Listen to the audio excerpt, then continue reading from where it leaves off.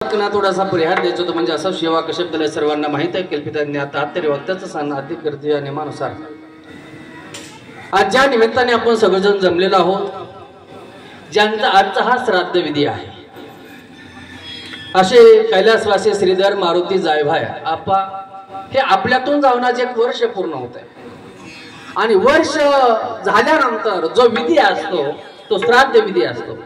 आणि तो श्राद्ध विधी शास्त्रानुसार हिंदू धर्माप्रमाणे तो आपल्याला पूर्ण करावा लागतो.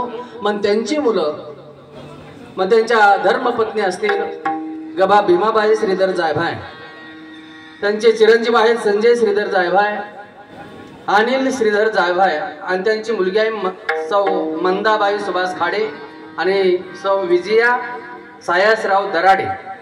आणि जायभाय परिवार जायभाय कुटुंब आज मला वाटतं हा श्राद्ध विधी पूर्ण करत आहे.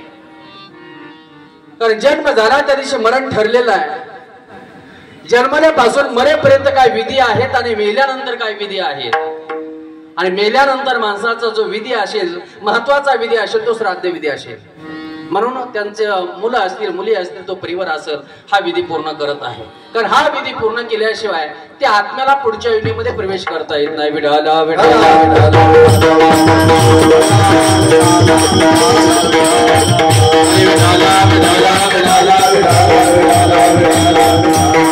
असो त्या कार्यक्रमाला सगळेजण उपस्थित. हरिभक्तपरायण मृदुंगाचार्य मृदुंग विशारद सौरभ महाराज ओकले, सौरभ महाराज ओकले ते देखील कार्यक्रमाला आज उपस्थित आहेत. पेटी मास्तर हरिभक्तपरायण वैभव महाराज जायभाय ते देखील कार्यक्रमाला उपस्थित आहेत. आमचे विनेकरी बाबा आहेत आणि हरिभक्तपरायण कीर्तनकार प्रवचनकार, पर्यावरणावर जास्त विशेष त्यांचं लक्ष प्रेम असे हरिभक्तपरायण आबासाहेब महाराज काकडे ते देखील कार्यक्रमाला उपस्थित आहेत. हरिभक्तपरायण बापूसाहेब महाराज आहेत, पांडुरंग महाराज आहेत. आणि हरिभक्तपरायण गेले अनेक दिवसापासून ज्यांचा माझा परिचय आहे.